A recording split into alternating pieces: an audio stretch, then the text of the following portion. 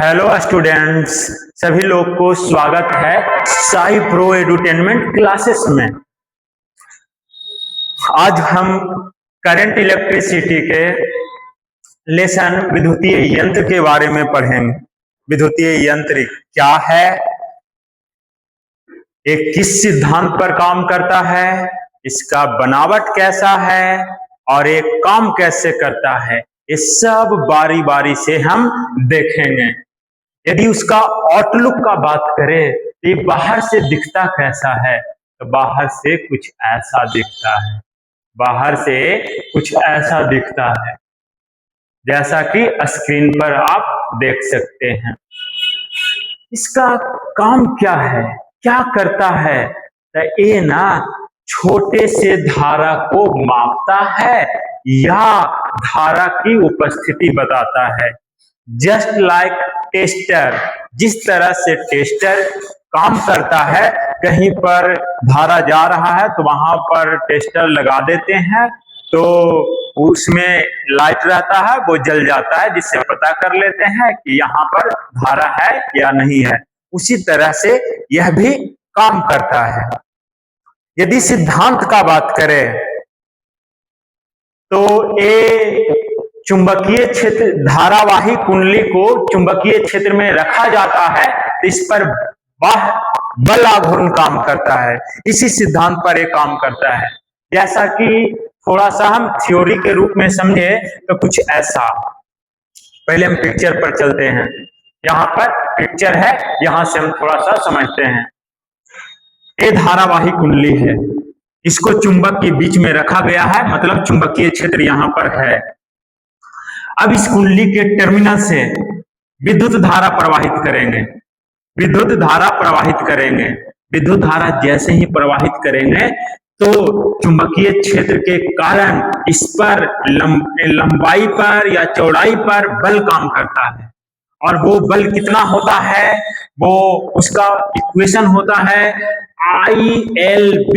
यदि length L है तो ILB होगा, यदि लेंथ B है तो IBB होगा।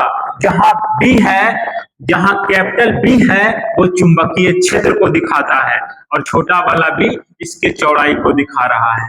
तो इस पर जो बल लगेगा वो IBB लगेगा।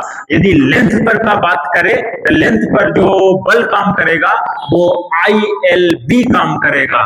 विद्युत पर भी उसी तरह से IBB काम करेगा। तो यहाँ पर देखिए, चारों भुजाओं पर 4 बल काम करेगा, जिसमें 2 बल एक दूसरे को कैंसिल कर देगा। जैसे यहाँ पर A वाला पर बल है वो नीचे की तरफ लगेगा और इस पर बल ऊपर की तरफ लगेगा। दोनों का मैग्नीट्यूड यानी परिमाण समान है और दिशा जस्ट उल्टा है। इस वजह से A वाला बल मिल करके एक दूसरे को निष्फल कर देगा। बचा 2 बल, एक बल यहाँ पर, एक बल यहाँ पर। ये वाला बल इधर की तरफ लग रहा है, ये वाला बल नीचे की तरफ लग रहा है। तो इसको एक कुंडली को ना घुमा देगा। तो धारावाही कुंडली को चुंबकीय क्षेत्र में रखा जाता है तो उस पर बल आघूर्ण काम करता है। इसी सिद्धांत पर एक कुंडली कार्य करता है। इसी सिद्धांत पर कुंडली कार्य करता है। यदि बनावट का बात करते हैं, बनावट बनाया कैसे जाता है, इसे बनाने के लिए ना सबसे पहले एक एल्यूमिनियम का फ्रेम लिया गया है। इस पर तांबे की तार को आयताकार रूप में कई फेरों में मोड़ दिया गया है। यही कुंडली है। इसको 2 शक्तिशाली नाल चुंबक, जिसका ध्रुव पर आकार अवतल होता है, उसके बीच में रखा जाता है और इसको एक फास्फर ब्रॉन्ज नामक तार के सहारे ऐंठन शीर्ष T द्वारा जोड़ दिया जाता है। कुंडली से थोड़ा सा ऊपर और ऐंठन शीर्ष से नीचे एक अवतल दर्पण लगा दिया जाता है। बस बनावट में इतना ही है। अब ये कार्य कैसे करता है, कैसे काम करता है, तो काम का बात करते हैं। एक टर्मिनल यहां पर है जी, दो टर्मिनल यहां पर है, इसके सहारे इसमें विद्युत धारा देंगे। जैसे ही धारा देंगे तो ये चारों लेंथ पर बल काम करने लगेगा, जैसा कि पहले भी बोले हैं, चारों लेंथ पर बल काम करने लगेगा। इस पर ऊपर की तरफ धारा यदि इधर की तरफ जा रहा है तो ILB इसी डायरेक्शन में काम करेगा, फिर उसी प्रकार से इस पर भी काम करेगा, इस पर काम करेगा, इस पर काम करेगा। दो लेंथ का बल एक दूसरे को निष्फल कर देता है, और दो बल है वही कुंडली को घूर्णन प्रदान करता है, वही दो बल कुंडली को घुमा देता है। एक ऊपर की तरफ जा रहा है, एक नीचे की तरफ आ रहा है, तो कुंडली को इस रूप में घुमा देगा।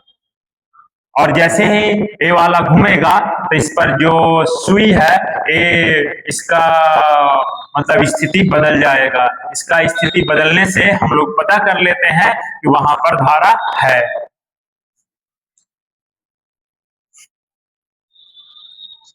चलो अब हम गणितीय समीकरण से इसके बारे में कुछ समझते हैं। जैसे बल आघूर्ण का बात करें, टॉर्क का बात करें, तो टोटल कितना टॉर्क लगेगा? तो टॉर्क लगेगा, उसका इक्वेशन यहां पर दिया हुआ है, NIAB, जहां N कुंडली में फेरों की संख्या है, N कुंडली में फेरों की संख्या है।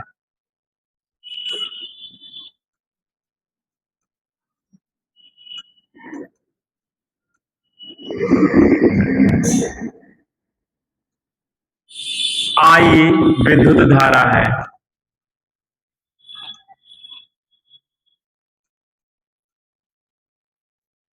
A कुंडली का क्षेत्रफल है,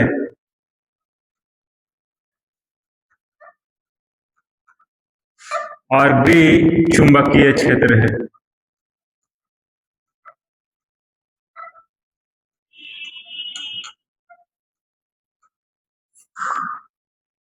यदि कुंडली के विक्षेप के अनुसार चले तब वो बल आघूर्ण काम करेगा। यदि एक रेडियन कोण का बल आघूर्ण C हो तो थीटा कोण के लिए बल आघूर्ण हो जाएगा C इंटू थीटा, यानी टोटल बल आघूर्ण यहाँ पर हो जाएगा C इंटू थीटा। साम्यावस्था की स्थिति में जब कांटा यानी कि सुई है वो साम्यावस्था में है, तो इसका मतलब दोनों टॉर्क है वो बराबर होगा। यदि दोनों टॉर्क को बराबर कर दे, NIAB बराबर C इंटू थीटा, तो यहाँ से यदि I निकाले तो I बराबर ये वाला टोटल है मल्टीप्लाई वाला टर्म जो डिवाइड में चला जाएगा, NAB सब डिवाइड में चला जाएगा, तो I का मान इतना आ जाएगा, जहां C ऐंठन नियतांक है। पतले और लंबे तार के लिए ऐंठन नियतांक का मान कम होता है, मोटे और छोटा तार के लिए ऐंठन नियतांक का मान ज्यादा होता है। यहाँ पर थीटा दिख रहा है ना, वो कुंडली में विक्षेप को दिखाता है, थीटा कुंडली में विक्षेप को दिखाता है। यदि बात करें कि गैल्वेनोमीटर से प्रवाहित धारा किन किन कारकों पर निर्भर करता है, तो ऐंठन नियतांक पर, कुंडली में फेरों की संख्या पर, क्षेत्रफल पर, कुंडली के क्षेत्रफल पर, B चुंबकीय क्षेत्रफल, और थीटा कुंडली के विक्षेप पर। यदि कभी कभी पूछ लिया जाता है कि चुंबकीय फ्लक्स को बदलने से धारा पर क्या प्रभाव पड़ता है, तो धारा भी बदल जाता है। चुंबकीय फ्लक्स का बात करें तो A इंटू B, चुंबकीय क्षेत्र को क्षेत्रफल से मल्टीप्लाई करते हैं तो चुंबकीय फ्लक्स बन जाता है। यदि चुंबकीय फ्लक्स को बढ़ा देते हैं तो विद्युत धारा घट जाता है, ताकि एक दूसरे के व्युत्क्रमानुपाती है। अब हम कुंडली में जो विक्षेप आया है उसका वैल्यू लैंप स्केल व्यवस्था से कैलकुलेट करेंगे, लैंप स्केल व्यवस्था से कैलकुलेट करेंगे। कैलकुलेट करने के लिए यहां पर चित्र बनाया गया है। सबसे पहले दो समतल दर्पण एक दूसरे से थीटा कोण पर रख लिया जाता है, इसके जस्ट सामने एक लैंप रख दिया जाता है।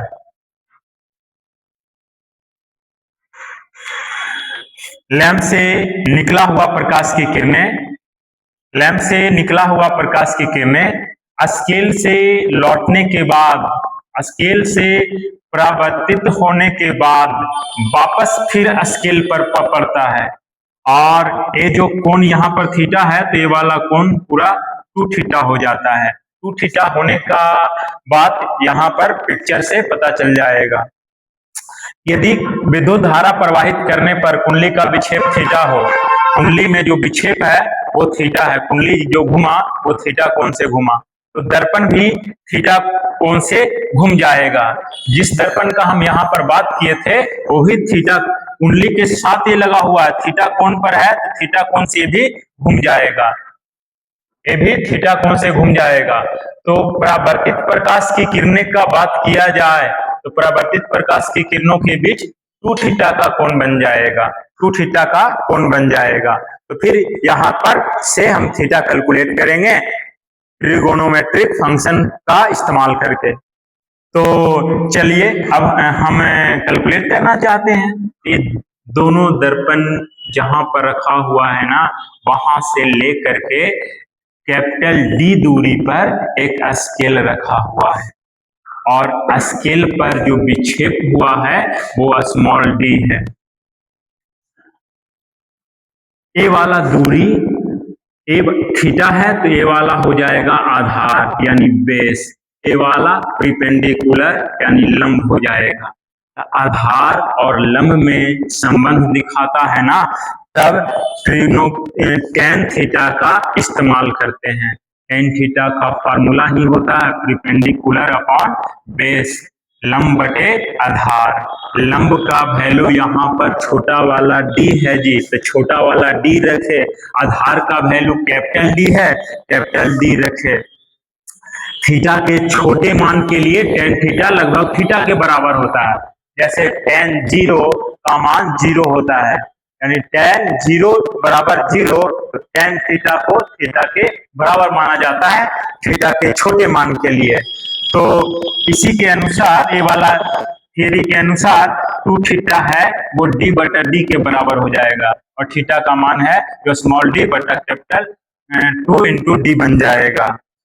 यदि ऊपर में जो धारा आया हुआ है उसमें विक्षेप शामिल था, वो विक्षेप का वैल्यू रख देंगे, तो आई का जो इक्वेशन है वो सी बटा एन बी ए और इंटू डी बटा 2d हो जाएगा। तो इस बार जो धारा है वो निर्भर कर रहा है ऐंठन नियतांक, फेरों की संख्या, चुंबकीय क्षेत्र, कुंडली के क्षेत्रफल, कुंडली द्वारा कुंडली का स्केल पर विक्षेप, और ये है डी जो लेंस से यानी सॉरी दर्पण से स्केल तक के बीच की दूरी पर निर्भर करता है। चल कुंडली गैल्वेनोमीटर के गुण, इसका गुण क्या है, विशेषता क्या है? विशेषता का बात करें तो यह एक सुग्राही यंत्र है, यह एक संवेदनशील यंत्र है जो बहुत छोटा सा धारा पर भी रिस्पॉन्ड करता है, बहुत छोटा सा धारा पर भी रिस्पॉन्ड करता है। यानी कि छोटा धारा भी होता है ना तो कुंडली के सुई में विक्षेप चालू हो जाता है। विशेषता नंबर 2, इस कुंडली के विक्षेप पर बाह्य चुंबकीय क्षेत्र का प्रभाव नगण्य होता है। इस कुंडली के विक्षेप पर बाहरी चुंबकीय क्षेत्र का कोई हस्तक्षेप नहीं होता है, बाहरी चुंबकीय क्षेत्र का प्रभाव ही नहीं पड़ता है चल कुंडली गैल्वेनोमीटर पर। नेक्स्ट है, चल कुंडली गैल्वेनोमीटर को किसी भी दिशा में रखा जा सकता है। ऐसे चुंबकीय सुई का बात करते थे तो चुंबकीय सुई को हमेशा उत्तर दक्षिण दिशा में रखना ज्यादा सुटेबल होता है। उत्तर दक्षिण दिशा में रखा जाता है तो उस पर कोई एक्स्ट्रा फोर्स काम नहीं करता है।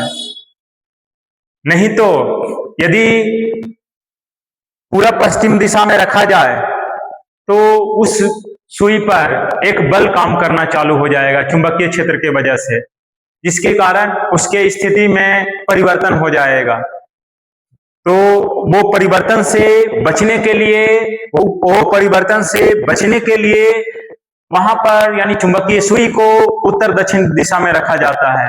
लेकिन यहां पर बोला जा रहा है कि गैल्वेनोमीटर है ना, चल कुंडली गैल्वेनोमीटर, इसकी सुई पर बाहरी चुंबकीय क्षेत्र का कोई प्रभाव नहीं पड़ता है। चल कुंडली गैल्वेनोमीटर को किसी भी दिशा में रखा जा सकता है, चाहे कि इस पर पृथ्वी के चुंबकीय क्षेत्र का प्रभाव भी नहीं पड़ता है। इसमें प्रवाहित विद्युत धारा कुंडली के विक्षेप के समानुपाती होता है। इक्वेशन में हम दिखा चुके हैं कि जो धारा है ना, जो गैल्वेनोमीटर से प्रवाहित धारा है ना, कुंडली में विक्षेप के समानुपाती है। आई समानुपाती थीटा, आई समानुपाती थीटा।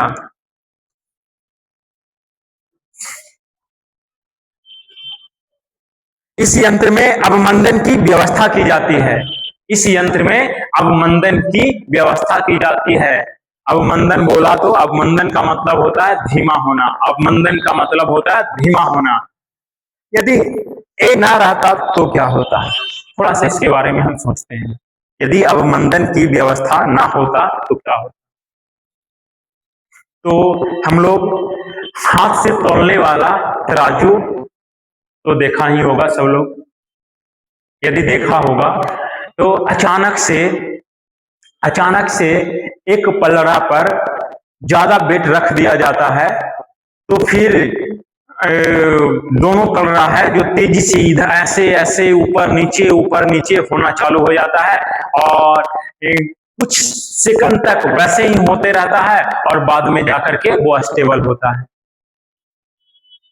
तो अवमंदन की व्यवस्था यदि नहीं होता तो यहाँ पर सुई का कांटा भी उसी रूप में होते रहता, इधर इधर इधर इधर लंबे समय तक होते रहता, और हमको परीक्षण करने में समय लग जाता।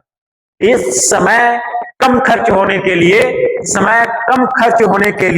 इसमें सुई का अवमंदन का व्यवस्था कर दिया जाता है, ताकि एक बार में यदि आगे की तरफ बढ़ भी जाए तो फिर मतलब 2 या 3 स्टेप में वो एक जगह पर रुक जाए। ऐसा व्यवस्था होनी चाहिए, नहीं तो बहुत बार ऐसे वैसे होने से परीक्षण करने में समय लगेगा। उससे बचने के लिए अवमंदन की व्यवस्था करना जरूरी है।